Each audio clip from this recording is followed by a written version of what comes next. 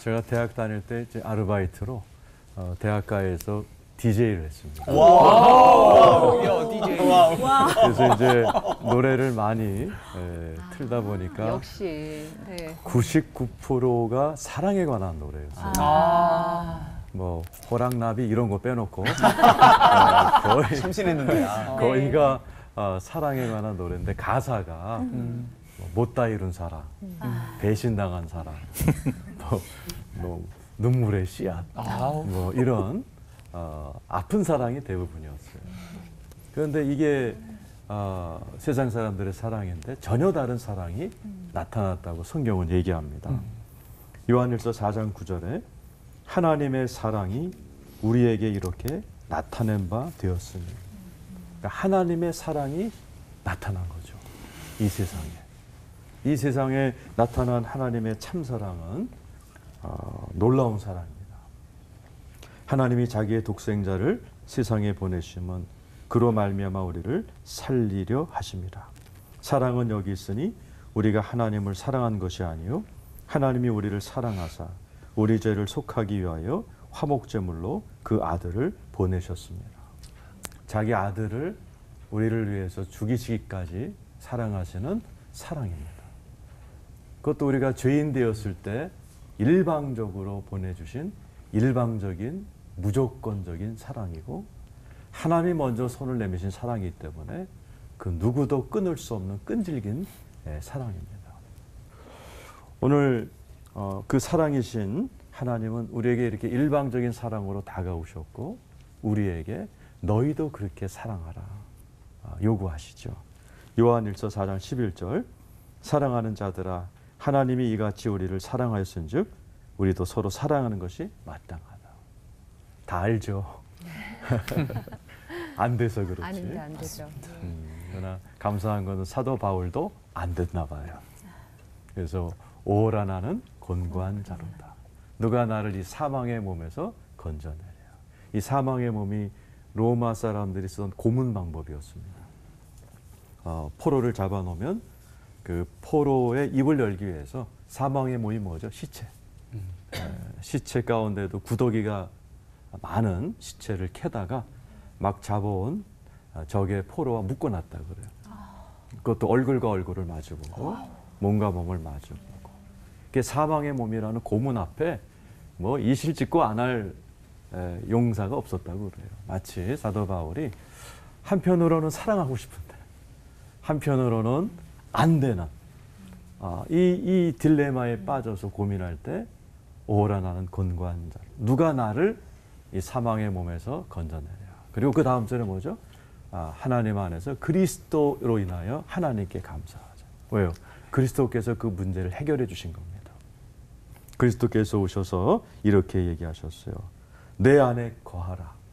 나도 너희 안에 거하리라.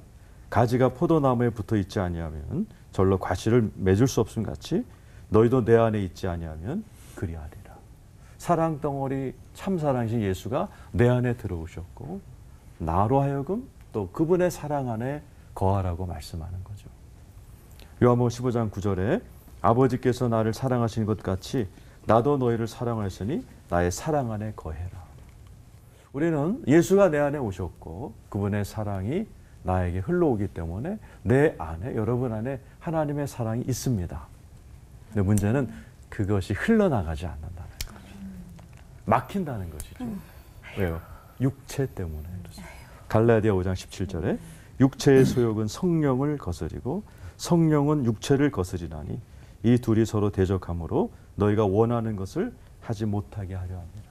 우리 다 원하죠. 사랑하고 싶고 거룩하고 싶고 또 멋지게 살고 싶은 원하는 것을 못하게 하는 게 내 안에 있는 성령님의 소욕과 내 육체와의 갈등 때문에 그렇습니다. 그래서 잘못된 생각들, 상처, 아픈 기억 이런 것들이 하나님의 사랑이 나오지 못하도록 막습니다. 그래서 성령의 도움으로 육체를 다스릴 때 하나님의 사랑이 나를 통해 흘러나오게 되는 겁니다. 우리가 항상 예수 죽인 것을 몸에 짊어짐은 예수의 생명도 우리 몸에 나타나게 하려 합니다. 우리 산자가 죽음에 넘기움은 예수의 생명이 또한 우리 죽을 육체에 나타내게 하렴이라고 고린도서 4장 10절 11절에 얘기해요. 예수가 나를 통해 나타나야 돼요. 내 힘으로 안 됩니다. 내 안에 계신 예수가 나라는 육신을 통해서 말을 통해 그 사랑이 나타나야 되죠. 그래서 프로이드라는 심리학자의 뭐 주된 사역이 갈등 해소니까 유명한 명언을 남겼습니다. 그림자를 껴안으면 황금이 된다. 그 그림자가 바로 힘든 사람들, 또 원수된 사람들, 이런 그림자 있죠. 그걸 껴안으면 황금이 되는데 껴안기가 어렵다라는 이야기죠. 그림자를 껴안아서 진짜 황금이 된 어느 어머니 얘기를 하고 마치려고 합니다. 한 30년 전에 제가 신학생 때 방송을 듣는데 어느 어머니의 간증이 흘러나오셨어요. 아들을 낳았는데 뇌성마비를 난 겁니다.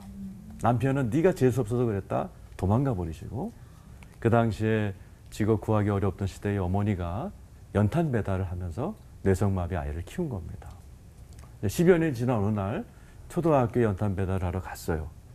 이미 이제 10대가 된 큰 아들을 어떻게 할 수 없으니까 축구 골대에다가 묶어놓고 이제 연탄을 창고에다 이렇게 했고 나왔는데 못 볼 걸 본 겁니다.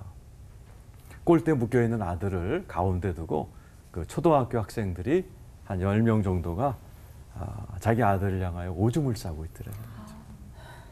아들이 온몸이 오줌바다가 된 이 어머니가 이 뚜껑 열린 거죠. 아들을 연탄 리어카에 싣고서 서울역으로 가셨대요.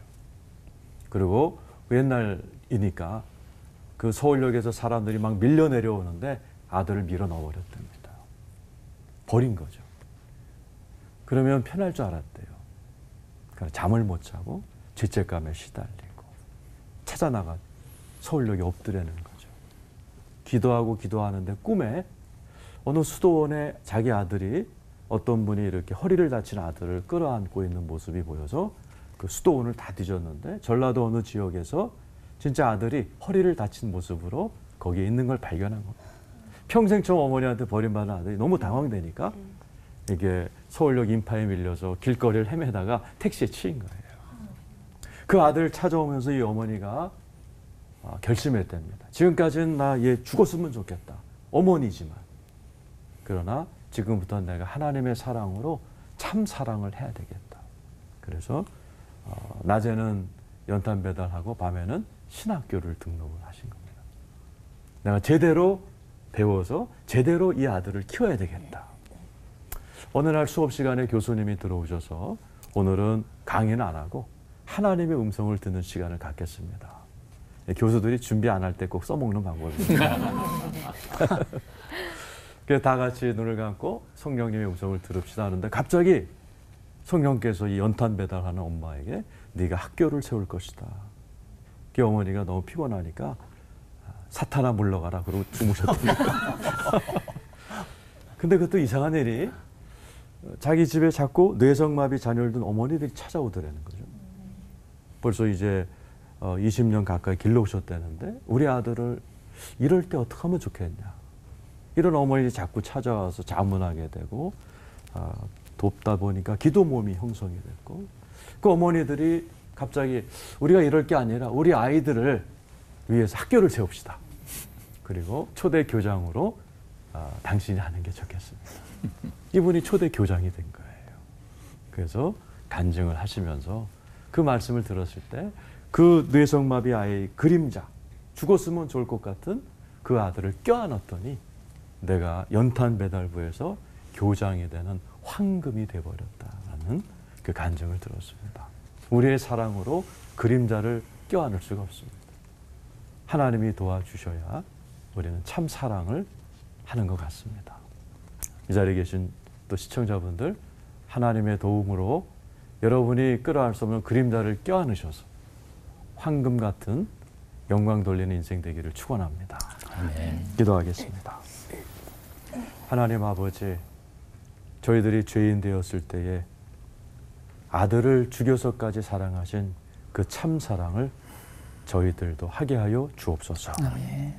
예수님의 이름으로 기도드리옵나이다. 아멘. 아멘.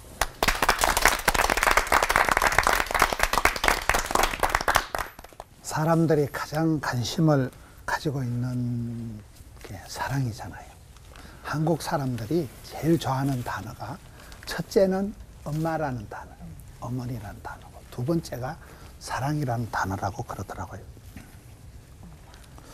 사랑은 뭐냐? 내가 이 사람을 좋아하다 콱 죽어도 좋아. 그게 사랑이고. 사명은 뭐냐? 내가 이 일을 하다 콱 죽어도 좋아. 그걸 사명이라 한다더라고요. 사랑은 그만큼 죽음보다 강한 것인데 우리가 보통 얘기할 때 그 아빠의 사랑은 오매불망 처자식이 잘 되기를 바라는 사랑.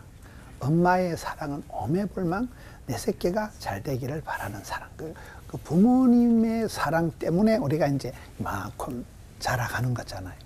그 엄마의 사랑이 가장 이렇게 보여주는 것이 십자가상에서 예수님이 희생해 주신 것처럼 엄마라는 존재는 항상 자녀를 위해서 손해보고 희생하고 수고하고 헌신하는 거잖아요.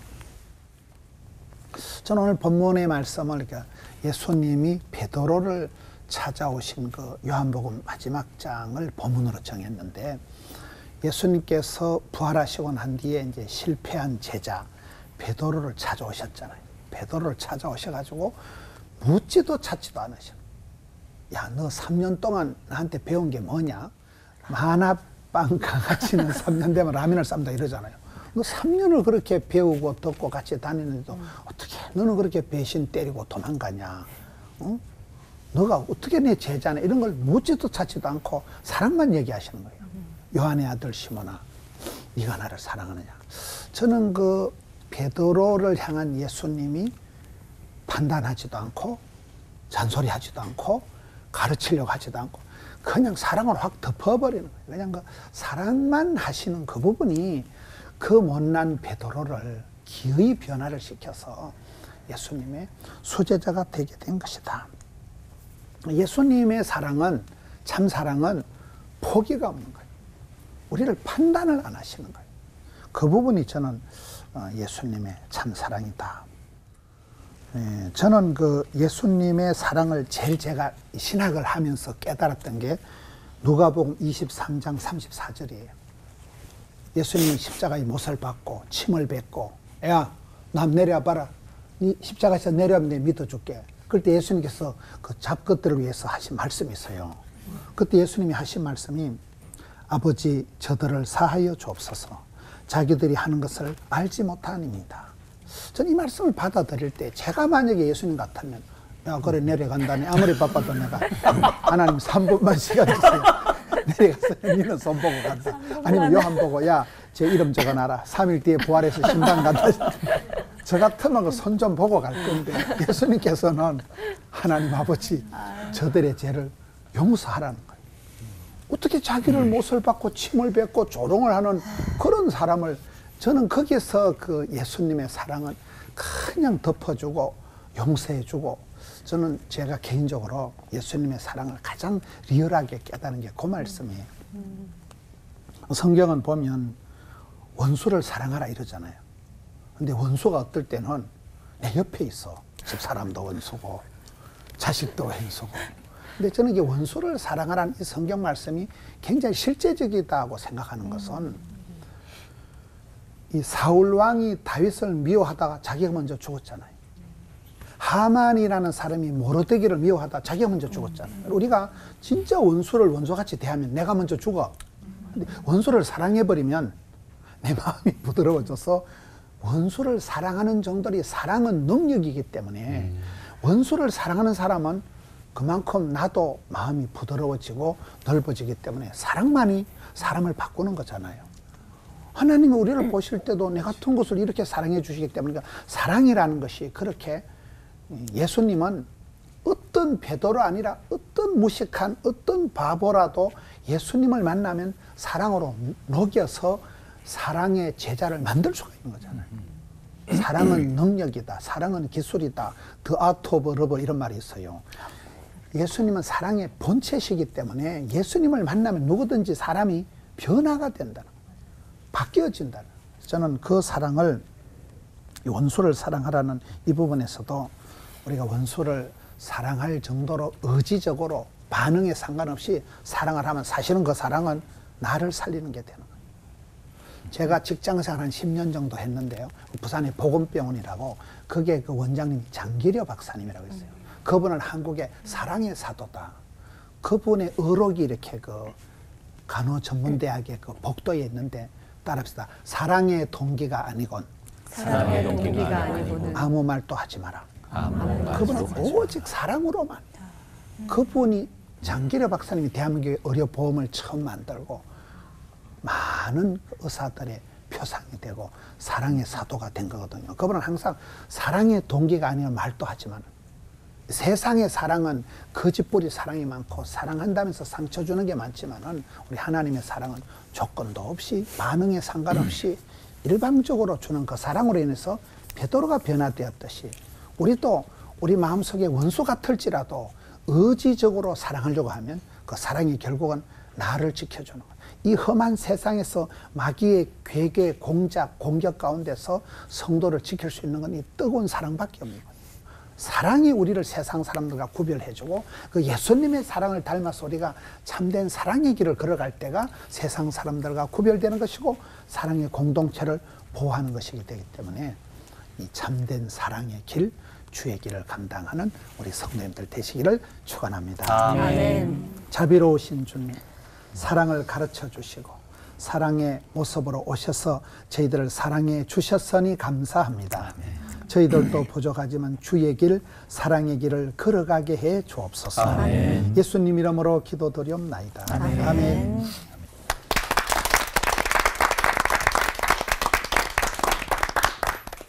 고린도전서 13장 8절을 제가 한번 읽어보겠습니다. 사랑은 언제까지든지 떨어지지 아니하나. 무슨 뜻인지 아시겠어요? 사랑은 언제까지든지 떨어지지 아니하나. 아시겠냐고요, 의미를. 떨어지지 않는다. 네. 내 국어 선생 출신이에요. 모르겠어 무슨 뜻인지. 네. 사랑이 떨어지다니 낙엽도 아니고 뭐 이게 뭔 소린가. 다 하지 않는다.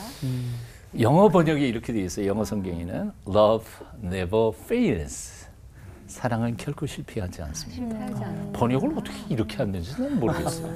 여하튼 오늘 이 말씀 가지고 한마디 나누려고 해요.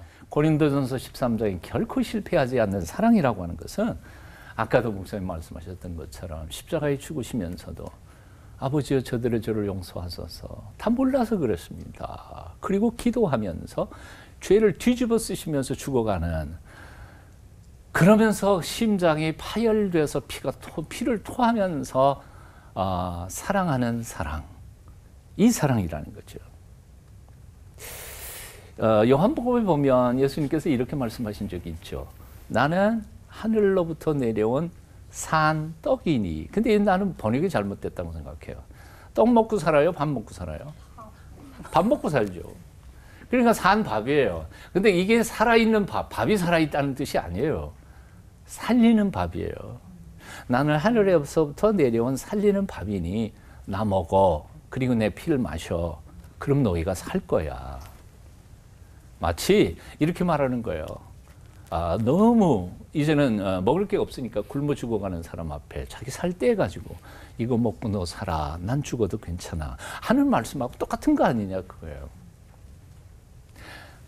예수 그리스도께서 죽으신 십자가의 사건은 바로 그런 겁니다. 나를 먹어. 그리고 너희는 살아라. 하는 심장이 터져 나가면서 죄인들을 사랑하신 예수 그리스도의 사랑, 그 사랑을 가리켜서 고린도전서 13장 8절에서는 아가페, 헬라어에서는 이제 the love, 그 사랑이에요. 정관사가 붙어 있는 예수 그리스도의 사랑만을 그 사랑이라고 표현한 거지. 이 사랑은 피조물들을 위해서 조물주가 죽으시는 사랑이에요. 그럴 수는 없어요. 그런 사랑이에요. 인간의 본능 속에서 나오는 사랑은 계산적일 수밖에 없어요. 예? 그리고 자기중심적일 수밖에 없어요. 이기적일 수밖에 없어요. 우리는 남녀가 서로 사랑해서 더 사랑하고 싶어서 같이 살죠. 근데 왜 싸워요? 이유는 간단해요. 이유가 간단해요. 왜냐하면 너무 똑똑해요. 너무 계산이 정확해요. 부부 싸움 할 때 첫 번째 레퍼토리가 뭔지 아시죠? 당신이 나한테 해준 게 뭐야? 나는 당신한테 이렇게 했는데. 즉 다시 말하면 저울질하고 있는 거예요. 내가 당신한테 한 것과 당신이 나한테 한 것과를 저울질했는데 보니까 내가 손해봤어. 그래서 억울한 거예요. 그래서 싸우는 거죠. 근데 그거는 뭘까요? 사랑일까요? 아니요. 투자예요. 시장 바닥에 가갖고 내가 준 돈만큼 물건 값이 맞을까 틀릴까 손해볼까 사기 당했을까 이건 사랑이 아니에요. 예수 그리스도의 십자가의 사랑은 그건 투자가 아니라는 거예요. 이런 사랑, 계산적 사랑, 자기 본능적 사랑 가지고는 가정도 행복해질 수 없고요. 세상도 하나도 바뀌지 않아요. 오히려 세상을 변화시키는 사랑은요. 손해보는 사랑이에요. 본전도 못 찾는 사랑이에요. 톨스토이라고 하는 사람이 바보 이반이라고는 단편 소설을 썼는데요. 거기는 이런 바보 이반이라는 바보가 등장해요. 제일 큰 형님 세미어는 권력을 좋아해요. 그래서 군대에 가가지고 장군이 돼서 정치가의 딸과 함께 결혼해서 권력을 쥐어요. 이게 최고라고 생각해요. 둘째 형 타라스는 돈이 최고라고 생각했어요. 돈 열심히 벌어서 부자가 됐어요. 큰 형과 둘째 형이 만나면 밤낮 싸워요. 권력이 최고고 돈이 최고고. 집안에 두 형만 오면 집안이 복잡해요. 싸움이 퍼져나가고요. 그거를 평화롭게 조정하는 사람은 이반이에요. 그러니까 다 좋아하는 거죠.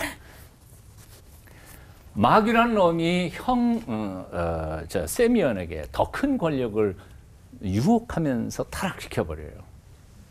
둘째 형 타라스에게 더 많은 돈을 유혹하면서 또 타락시켜버려요. 이 마귀 사탄이 바보 이반에게 권력을 유혹해도 돈을 유혹해도 유혹할 수가 없었어. 그래서 그 나라가 위기에 처했을 때 나라를 구하는 사람은 바보 이반밖에 없었던 거죠. 똑똑한 사람들만 있는 집안이 시끄러울까요? 아니면 바보들이 가득한 집안이 행복할까요? 쉽게 생각하세요. 여러분 교회에 똑똑한 사람들이 많으세요? 아니면 멍청한 사람들이 많으세요? 어떤 교회가 더 평화로울까요? 당연해요. 말 안 해도 알아요. 네. 천국은 어떤 곳일까? 계산적으로 아주 정확한 사람들이 모인 사람들은 아닐 건 틀림없어요. 제복도 찾아 먹지 못하는 바보와 같은 사람들, 손해본 사람들, 그들이 함께 모이는 공동체야말로 이 세상에 천국을 이루어갈 것이라고 생각해요. 이렇게 생각해보면요, 사랑이라는 게 어려울 거 없어요. 예? 남녀간에 사랑할 때에도요, 그냥 바보가 되세요. 상대방에게 대해서. 손해보세요. 내 아내가 세상에서 제일 아름다운 여인이다. 그리고 입으로 말하세요. 그러면 행복해질 거예요. 근데 그것이 말뿐일 경우에는 아직 사랑이 초보이고요. 내 영혼 속에, 내 마음 속에도 믿어지기 시작하면 사랑이 완성된 거예요. 역사 속에서 가장 큰 바보가 누굴까요? 예수 그리스도세요. 바보 예수. 빌립보서 2장 5절 이하에 보면 너희 안에 이 마음을 품어라. 곧 그리스도 예수의 마음이니. 그리고 그는 근본 하나님의 본체이시나. 본질적으로 하나님 분이세요. 근데 그 하나님이 자기 형체를 버리세요. 하나님 되기를 포기해버리고 이 땅에 내려오셔서 인간 중에도 최악의 인간, 죄인들, 살인 강도들과 함께 모여서 죽어, 그 자리에서 죽어가세요. 세상에 이런 바보가 어디 있어요? 사랑이란 간단한 거죠. 하나님이 하나님 되기를 포기해버리는 게 사랑이에요. 남편이 남편 대접받기를 포기해버리고 아내가 아내 대접받기를 포기해버리고 목사가 교회에서 목사 대접받기를 포기해버리는 게 사랑이죠. 그러는 순간 그 공동체는 그 가정에 행복해지기 시작할 거예요. 바보가 되는 거예요. 쉽지는 않아요. 부모들은 자식들을 그냥 사랑하다가 죽어요. 하나님께서도 우리에게 그렇게 사랑하셨어요. 받는 거에다가는 사랑받고 안 받고 복 받고 안 받고는 그건 하나님이 내게 주실 축복이고 은혜예요. 오케이? 그건 내 영역이 아니에요. 그럼 내가 할 수 있는 것은 사랑하는 거예요. 사랑했음으로 해서 행복하였네라. 시 한 구절처럼 돈을 많이 못 벌지도 몰라요. 높은 사람, 인기 있는 사람은 못 될 줄 몰라요. 그래도 한 번밖에 못 사는 삶에 사랑에서만큼은 실패하지 않는 멋진 행복한 인생 사시기를 축원합니다. 네. 기도하겠습니다. 말로만이 아니라 삶으로 사랑을 살게 우리를 도와 주시옵소서. 세상을 살맛 나는 세상 만드는 바보들이 다 되도록 우리를 사용하여 주시옵소서. 예수님의 이름으로 기도합니다. 네.